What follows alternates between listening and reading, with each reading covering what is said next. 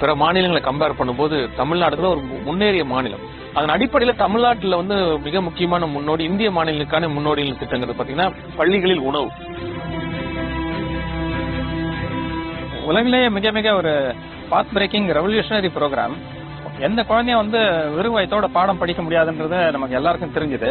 உடனடியாக முதல்வர் இந்த சர்வே பார்த்தவொடனே அவர் கட்டளை இட்டார், நீங்க எப்படியாவது மார்னிங் சிற்றுண்டி திட்டத்துக்கு ஏற்பாடு பண்ணுங்க. அதுல தான் அந்த காலை உணவு போறதுனால கொஞ்சம் சிரமம் இல்லாம இருக்கு. எப்படி சாப்பாடு அங்க கிடைச்சிடும் அப்படின்ற ஒரு நம்பிக்கை, முழு நம்பிக்கை.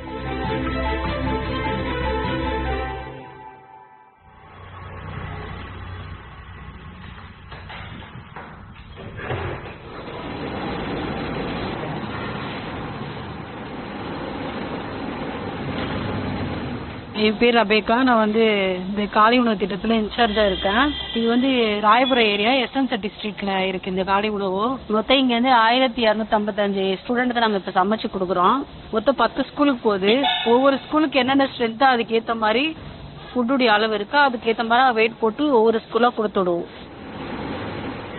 நாங்கள் மொத்தம் 7 பேர் இங்கே செய்கிறோம். 7 பேரும் சுய உதவியிலேருந்து வந்திருக்கோம். நாங்கள் இங்கே செய்கிறதுக்கு காலை 4 மணிக்கு ஷார்ப்பாக எல்லாம் வந்துடுவோம். 7 மணிக்கெல்லாம் வந்துடும். வந்ததும் காயெல்லாம் கட் பண்ண ஆரம்பிச்சிடுவோம். உள்ளே போயிட்டு பாத்திரம் எல்லாம் கழுவிட்டு தண்ணி ஊற்றி வச்சு சமைக்க ஆரம்பிச்சிடுவோம். 5 மணிக்கெல்லாம் சமைக்க ஆரம்பிச்சிடுவோம்.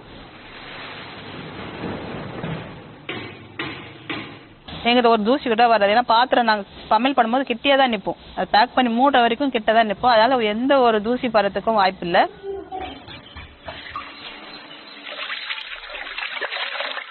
என்னுடைய பேர் பானுப்பிரியா, அம்மா பேர் கனகராணி. கோயம்புத்தூர்ல நாங்கள் 2 பேரும் காலை உணவு திட்டத்தில் சமையல் பண்ணுறோம். வந்தோடனேவும் ஃபர்ஸ்ட்டு க்ளீன் பண்ணுவோம். எல்லாம் இடத்த பூரா கூட்டிட்டு பாத்திரத்தெல்லாம் கழுவி வச்சுட்டு அதுக்கப்புறம் சமையல் ஒவ்வொன்றா ஆரம்பிச்சிடுவோம்.